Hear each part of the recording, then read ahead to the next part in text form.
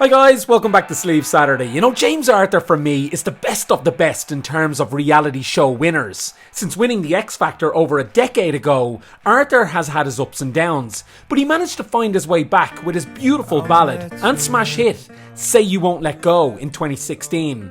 A song that reset the dial for his career and set him on a path to superstardom. It broke him free of the shackles of just being, that guy who won the X Factor. Ultimately, it was a song that brought me back from the dead. Now this week, James released a couple of cover versions of songs that he clearly likes on his YouTube channel. One being Christina Perri's 1,000 Years and the other being American country legend Shania Twain's 1998 classic, You're Still the One. This was a song that crossed Shania over to the mainstream pop world away from her country roots for the first time. When I saw James had uploaded it last night, I watched it, then I watched it again, and then again. Now, I didn't know I actually liked this song or had this kind of relationship with it until I heard James sing it. The captivating way he delivers this track vocally just had an effect on me. This is the best cover version of this song you'll ever hear, guys. It might even be better than Shania herself, and I'll tell you why in a minute.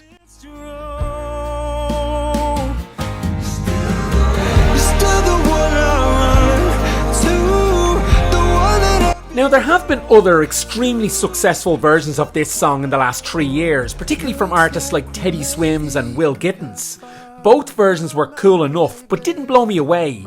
James Arthur with his version has brought an element of rock to it. Shania's version was effectively country pop, but let's not forget who wrote it with her. Her ex-husband and her old friend on this channel, Robert John Mutt Lang, a legendary producer and hero to rock fans all across the world. Someone who kicked a lot of bands and artists into shape in the 80s like Def Leppard, AC/DC, Foreigner, Loverboy and Bryan Adams. Working with Mutt for 10 years was like going through the University of Rock. I think James Arthur, be it consciously or not, sniffed out the rock roots this track naturally has because of who originally co-wrote it and produced it. His arrangement of this version, while maintaining the piano backdrop, adds a cool electric guitar as he hits each chorus. James is a lover of rock music himself, and he knows it's hard to get it played on the radio.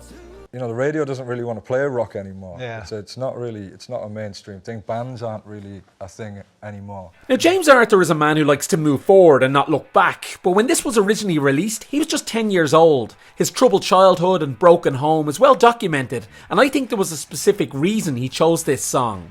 This would have been on the radio and a big hit when he was just a confused young man at a low ebb in his life. Covering this is perhaps a form of therapy or atonement for him.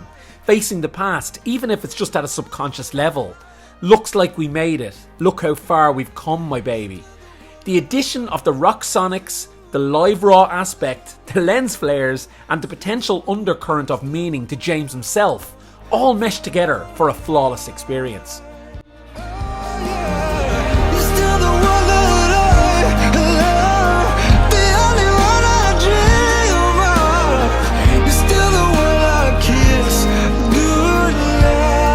Curious though, guys, what are your thoughts? Sure, let me know in the comments, and don't forget to like this video and subscribe to the channel now. I'll see you next time.